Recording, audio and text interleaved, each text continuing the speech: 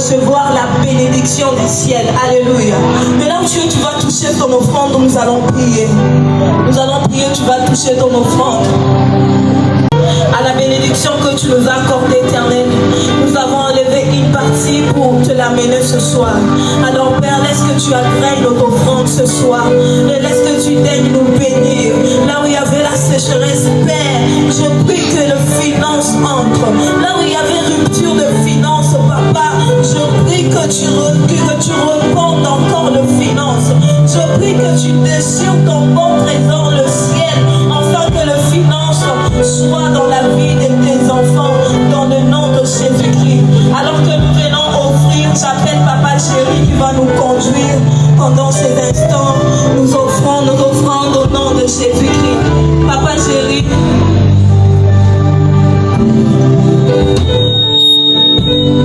Alors que nous offrons l'ordre qui avance.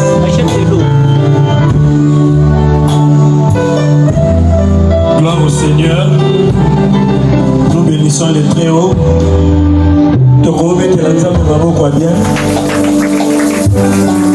Merci pour la maboko betelinga. Mais moi je dis to betelanza me maboko. Sister, que Dieu vous bénisse. Nous lisons rapidement les services d'offrande que nous ferons ce soir. Nous sommes dans le livre d'Exode, chapitre 12. Exode, chapitre 12. Si ça ne vous dérange pas, on peut se tenir debout. Mon frère, que Dieu vous bénisse. Bénisse les démons, mon sala vitoko ça. Ça va pas pour la foule, des appelants très sensibles. Exode, chapitre 12. Je commence la lecture à partir du verset 35. Chacun a trouvé. Les enfants d'Israël firent ce que Moïse avait dit. Et ils demandèrent aux Égyptiens des vases d'argent, des vases d'or et des vêtements. L'Éternel fit trouver grâce au peuple aux yeux des Égyptiens qui se rendirent à leur demande. Parole du Seigneur. Nous pouvons nous rasseoir, que Dieu nous bénisse. Je vais aussi lire Exode chapitre 25. Je commence la lecture à partir du premier verset.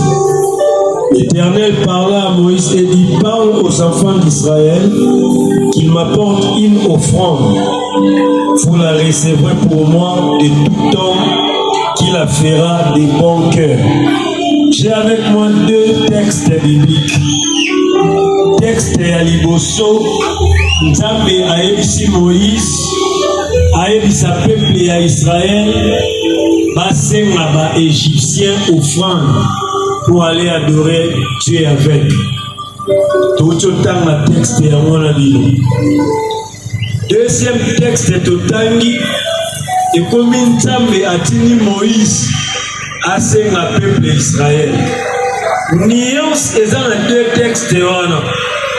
Quand on envoie Moïse dire aux enfants d'Israël de demander aux Égyptiens, Dieu ne fait pas mention de prendre les offrandes chez les gens de bon cœur.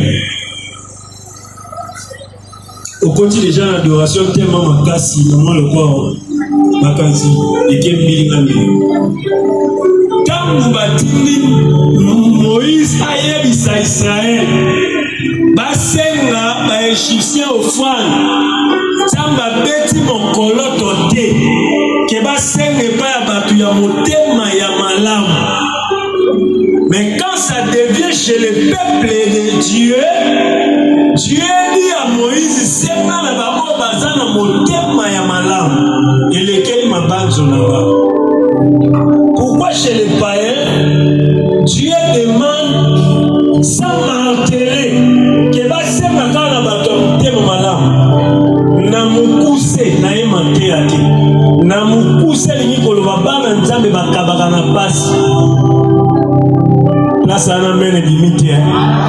Bana ya nzambe bakabaka na pasi. Yango nzambe azo décider que posenga bango luka ba bana mutema malamu. Baba motema kenzete.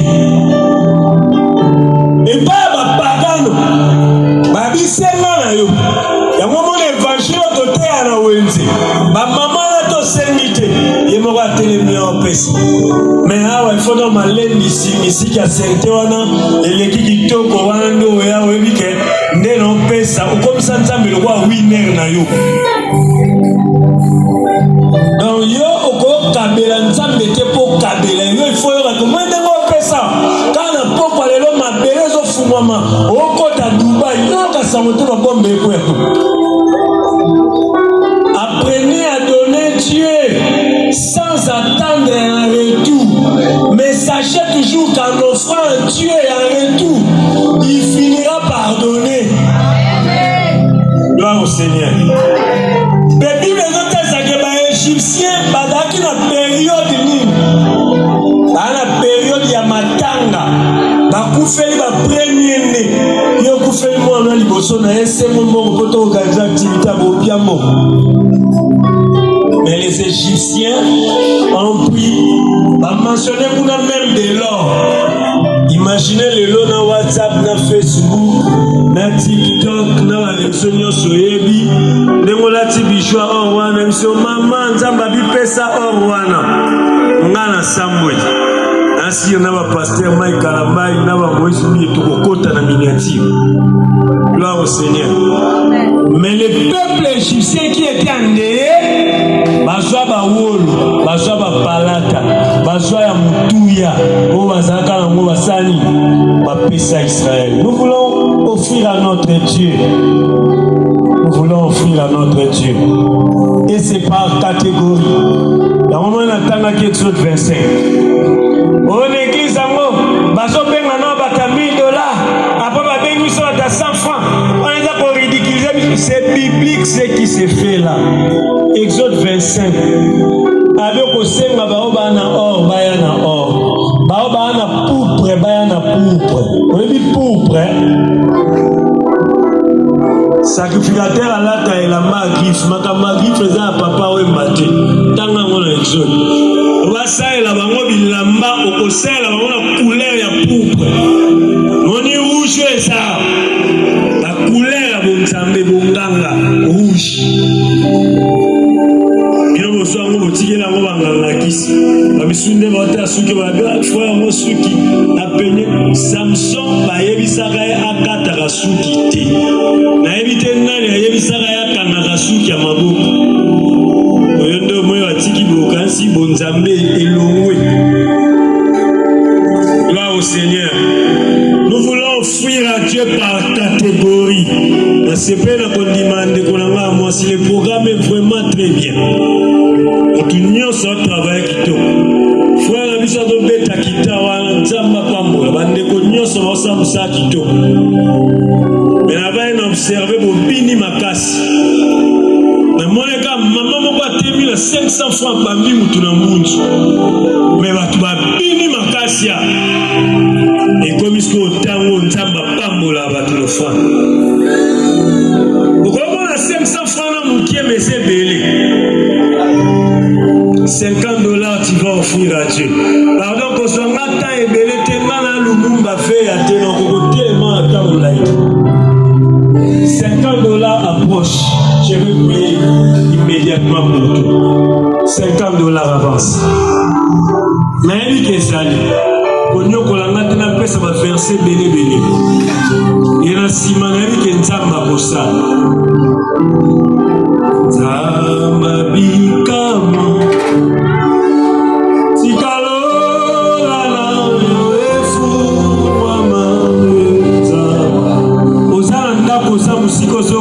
Avance avec ces cadeaux-là. Yes, ça cabaret.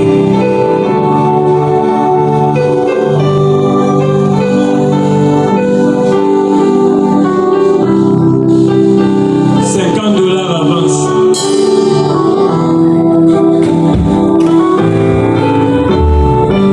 Zambabika. Tikalo.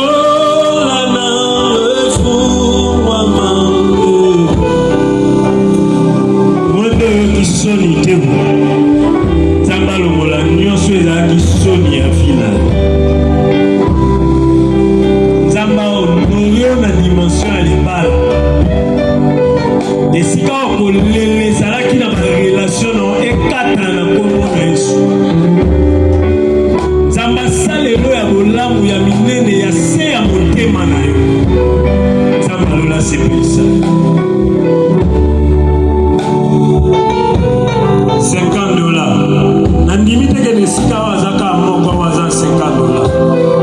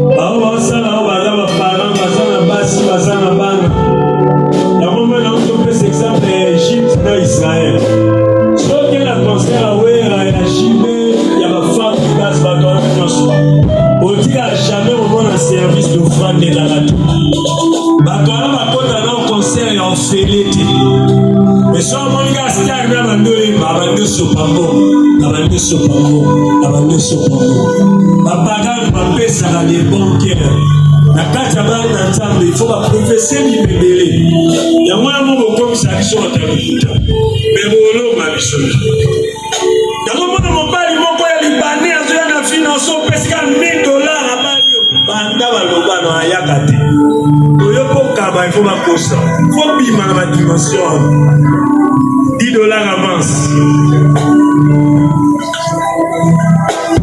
Il est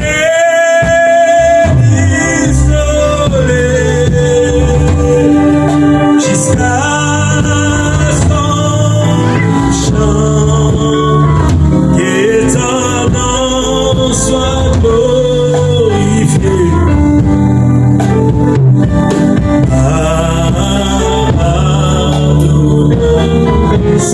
5 000 francs, 50 000 francs pour ça. Il y a un $, il y a 50 000 francs. Il y a 20 000 francs pour ça. Si vous payez un son là, tout le commentaire, s'il vous plaît. 50 000 francs, 20 000 francs, 10 000 francs, il y a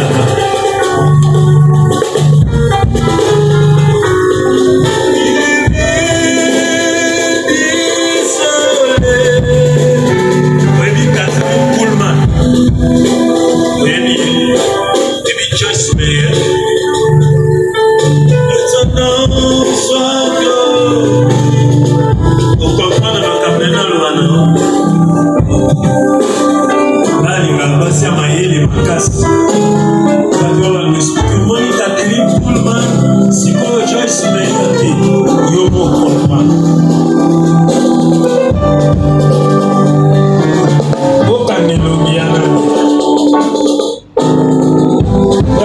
Maman sans jour dans le sur moi.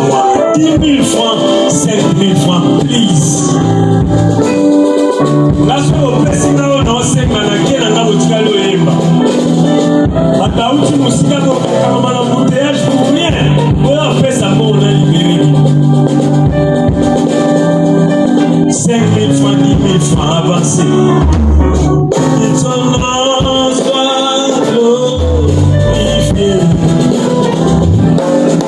le Seigneur vous bénisse. La parole, ça va pour la choses. Ça va pour la parole, allô, sa maman, la parole. 10 000 francs, 5 000 francs, 3 000 francs, 4 000 francs, 2 000 francs, 1 000 francs.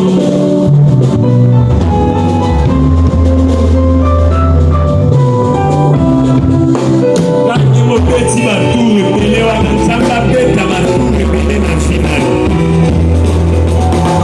Il était du soleil jusqu'à son chant et son nom soit glorifié.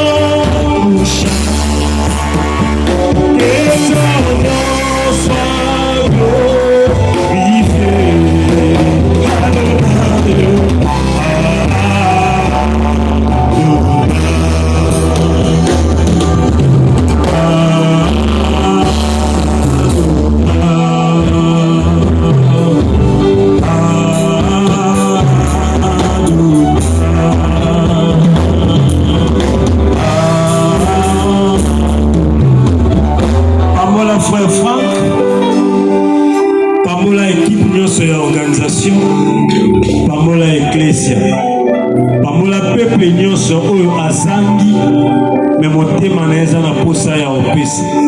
Nayebi ke ba misusu oyo batikaki na ndako baoya opesa pour l'avancement de ton œuvre. Ecclesia epamwama, bakorali euti bipai na bipai, bachante la carrière solo oyo baye kohonore événement oyo. Motu nyonso depuis comme de loin asungi musala oyo. Yawe maboko na biso ekoka te kozomisela moko mpe mosusu oyo asali. Me yo nzambe oyo tosalelaka yo nde opesa moto na motu récompense na ye. Mwana na yo asepela, apambwama, afuluka, mabonza oyo epambola mosala na kombo na Yesu. Tobondeli mpe tolobi amen. Tobeteli Yesu maboko. Maboko na on est banissant, pardon. Hey, on acclame pour la gloire de Dieu. Alléluia. L'ange Seigneur, te donne sa sœur Sarah, il va vous conduire au bistrot pendant 5 minutes. Voilà, go poussana. Tobeteli nzambe maboko, voilà, sœur Sarah, go poussana.